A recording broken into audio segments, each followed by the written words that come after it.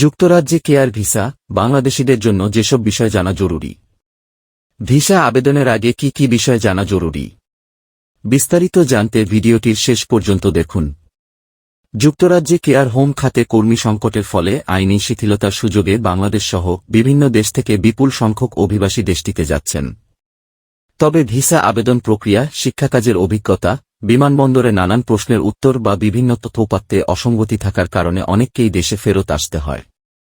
অনেকে আবার গন্তব্যে পৌঁছেও কাজের সন্ধানে গিয়ে নানা বাধার সম্মুখীন হন। সঠিক পদ্ধতি অনুসরণ করে কিভাবে কেয়ার ভিসায় যুক্তরাজ্যে গিয়ে সুযোগ কাজে লাগানো যাবে, এ নিয়ে বিস্তারিত বলেছেন লন্ডন থেকে ব্যারিস্টার সলিসিটর মোহাম্মদ সাইদ বাকি। কেয়ার ওয়ার্কারদের জন্য কী ধরনের অভিজ্ঞতার প্রয়োজন? ব্যারিস্টার সাইদ বাকি, কেয়ার ভিসায় আসতে হলে একজন মানুষের প্রথমত সংশ্লিষ্ট পেশায় কাজের অভিজ্ঞতা থাকা অত্যন্ত প্রয়োজন। কেয়ার ভিসা হল ইউরোপের দেশটিতে যেসব বয়স্ক মানুষ রয়েছে তাদের সেবা করা। সেটা হতে পারে কেয়ার হোমে বা বাসায় গিয়ে। কাজগুলো হল তাদের যত্ন করা, ওষুধ খাওয়ানো, তাদের দৈনন্দিন কাজে সাহায্য করা। যাদের এ সংশ্লিষ্ট কাজে অভিজ্ঞতা রয়েছে তারাই কেয়ার ভিসায় অ্যাপ্লিকেশন করতে পারবেন। এ ভিসার জন্য কেমন যোগ্যতা আর কি কি ডকুমেন্ট প্রয়োজন? ব্যারিস্টার সাইদ বাকি, বর্তমান আইন অনুযায়ী যুক্তরাজ্যে কেউ যদি কেয়ার ভিসায় আসতে চান তাহলে তাকে সর্বপ্রথম যে জিনিসটা প্রমাণ করতে হয় সেটা হল ভাষাগত দক্ষতা। অর্থাৎ তাকে আইএলটিএসে কমপক্ষে 4-5 পেতে হবে। আইএলটিএসের পাশাপাশি তার যে শিক্ষাগত যোগ্যতা সংশ্লিষ্ট পেশায় এবং কাজের যে অভিজ্ঞতা রয়েছে সেটারও প্রমাণ রাখতে হবে। উনি যদি কোনো নার্সিং হোমে কাজ করে থাকেন, কেয়ার হোমে অথবা কোনো হাসপাতালে কাজ করে থাকেন, সেই সংশ্লিষ্ট কাজের অভিজ্ঞতার প্রমাণপত্র দিলে অনেক সময় এটা হোম অফিস অথবা তার যে স্পন্সর বা নিয়োগকর্তা সেটা ইতিবাচকভাবে লেখে। কেয়ার ভিসায় ইমিগ্রেশনে কি কি প্রশ্নের সম্মুখীন হতে পারে নতুনরা? ব্যারিস্টার সাইদ বাকি, কেয়ার ভিসায় যুক্তরাজ্যে গেলে সেখানকার ইমিগ্রেশন নানান ধরনের প্রশ্ন করতে পারে। এ প্রশ্নগুলো করা হয়ে থাকে যিনি আসছেন তিনি কি সত্যিকারের এমপ্লয়ি কিনা, উনি সঠিকভাবে নির্বাচিত হয়েছেন কিনা। এটা যাচাইয়ের জন্য বিভিন্ন প্রশ্ন করতে পারে।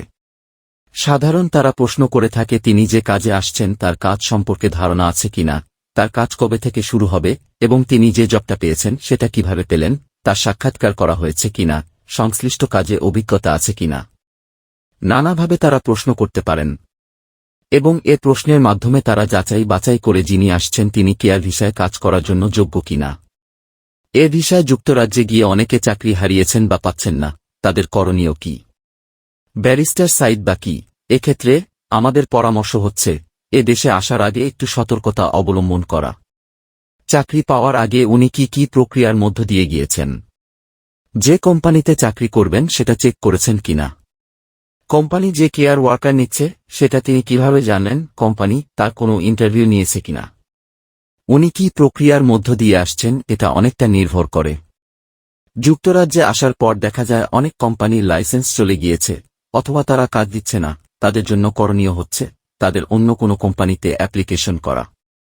অর্থাৎ যুক্তরাজ্যে বর্তমানে প্রচলিত যে আইন রয়েছে সে আইন অনুযায়ী একজন মানুষের যদি ভিসা বাতিল করা হয় বা কোনো কেয়ার কোম্পানির লাইসেন্স যদি বাতিল করে দেয় সরকার, এতে করে তার যে কর্মচারী রয়েছে তারও কিন্তু ভিসা বাতিল হয়ে যায়।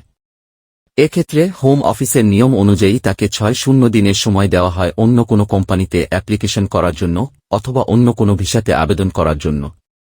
এ সময়ের মধ্যে তারা যদি সেটা না করতে পারে তাহলে তাদের বলে দেওয়া হয় নিজ দেশে ফেরত যাওয়ার জন্য। ভিসা আবেদনের আগে কি কি বিষয় জানা জরুরি? ব্যারিস্টার সাইদ বাকি, কোনো এমপ্লয়ার কোনো এমপ্লয়ের কাছ থেকে অর্থাৎ যিনি আসবেন তার কাছ থেকে কোনো অর্থ দাবি করতে পারবেন না। যদি কেউ কাজ দেওয়ার নাম করে অর্থ দাবি করে তাহলে সে বিষয়ে সতর্ক থাকতে হবে। কেয়ার ভিসার কাজ দেওয়ার নাম করে ওয়ার্ক পারমিট বেচা কিনা করা যুক্তরাজ্যের আইন অনুযায়ী ফৌজদারি অপরাধ। সরকার এই দেশে কেয়ার হোমগুলোকে লাইসেন্স দিয়েছে বিদেশ থেকে দক্ষ কেয়ার ওয়ার্কার আনার জন্য। অর্থাৎ যারাই যোগ্য বা এসব কেয়ার হোমে কাজ করার জন্য অভিজ্ঞতা রয়েছে শুধুমাত্র সরকার তাদের আনার জন্য অনুমতি দিয়েছে। এ ভিসায় বাংলাদেশ থেকে কারা যেতে পারবেন? ব্যারিস্টার সাইদ বাকি, বাংলাদেশ থেকে ছেলে মেয়ে উভয়ের কেয়ার ভিসায় যুক্তরাজ্যে যেতে পারেন।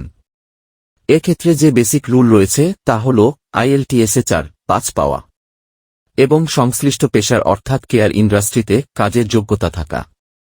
সেক্ষেত্রে অনেকে অনলাইন কোর্স করেন, হাসপাতালে কাজের অভিজ্ঞতার সার্টিফিকেট জমা দেন, নার্সিং হোমের কাজের অভিজ্ঞতা জমা দেন। এক্ষেত্রে তার জব পাওয়ার জন্য সহায়ক হয়ে থাকে। বাংলাদেশ থেকে 1-8 বছরের উপর ছেলে মেয়ে কারই এদেশে আসতে বাধা নেই। স্থায়ী বসবাসের জন্য কি প্রয়োজন? ব্যারিস্টার সাইদ বাকি কেয়ার ভিসায় যুক্তরাজ্যে গিয়ে কেউ যদি 5 বছর এ ভিসায় কাজ করে থাকেন, ভিসা ভ্যালিড থাকে, টানা 5 বছর কাজের পর স্থায়ীভাবে বসবাসের জন্য যোগ্য বলে বিবেচিত হবেন। স্থায়ীভাবে বসবাসের অনুমতি পাওয়ার 1 বছর পর 1 বছর পরে সাধারণত ব্রিটিশ সিটিজেনশিপের জন্য আবেদন করা যায়, যদি না তার অন্য কোনো অসুবিধা থাকে। এক্ষেত্রে একজন প্রার্থী সেটেলমেন্ট পাওয়ার 1-2 মাস পর ব্রিটিশ সিটিজেনশিপের আবেদন করবে পারবেন। কেয়ার ভিসায় ডিপেন্ডেন্ট নেওয়া যাবে কি না? ব্যারিস্টার সাইদ বাকি সম্প্রতি কেয়ার ভিসায় যে নিয়ম রয়েছে যুক্তরাজ্য সরকার সেটাতে বেশ কিছু পরিবর্তন নিয়ে আসছে। বর্তমানে যিনি কেয়ার ভিসায় আসতে যাচ্ছেন তারা কিন্তু তাদের ডিপেন্ডেন্ট নিয়ে আসতে পারবেন, কিন্তু আগামী 1 মাস থেকে যে নিয়ম আসছে সেখানে নতুন করে যারা কেয়ার ভিসায় আসবেন তারা আর ডিপেন্ডেন্ট নিয়ে আসতে পারবেন না। কিন্তু যারা বর্তমানে যুক্তরাজ্যে এ ভিসায় অবস্থান করেছেন তারা তাদের ডিপেন্ডেন্ট নিয়ে আসতে পারবেন। উল্লেখ্য, 2022 সালের 5 ফেব্রুয়ারি যুক্তরাজ্য সরকার কেয়ার ভিসাকে শর্টেজ অকুপেশন লিস্টের আওতাভুক্ত করে। এক্ষেত্রে তারা ঘোষণা করে যে কেয়ার ভিসায় আসতে হলে তাদেরকে IHS ফি অর্থাৎ হেলথ চার্জ ফি প্রতি বছর দিতে হয়, সেটা দিতে হবে না। এতে করে উল্লেখযোগ্য মানুষ বিশ্বের বিভিন্ন দেশ থেকে অ্যাপ্লিকেশন করেছে এবং দেশটিতে যাচ্ছে। তবে সেই সুযোগে হাজার হাজার অভিবাসন প্রত্যাশী বৈধভাবে পুরো পরিবার নিয়ে দেশটিতে আসা শুরু করে। পুরো বিষয়টি নজরে আসার পর চূড়ান্ত হার্ডলাইনের সিদ্ধান্ত নেয় সরকার। সরকারি ঘোষণা অনুযায়ী আগামী 1 মাস থেকে কেয়ার ভিসায় পরিবারের সদস্যদের নেওয়া যাবে না ব্রিটেনে।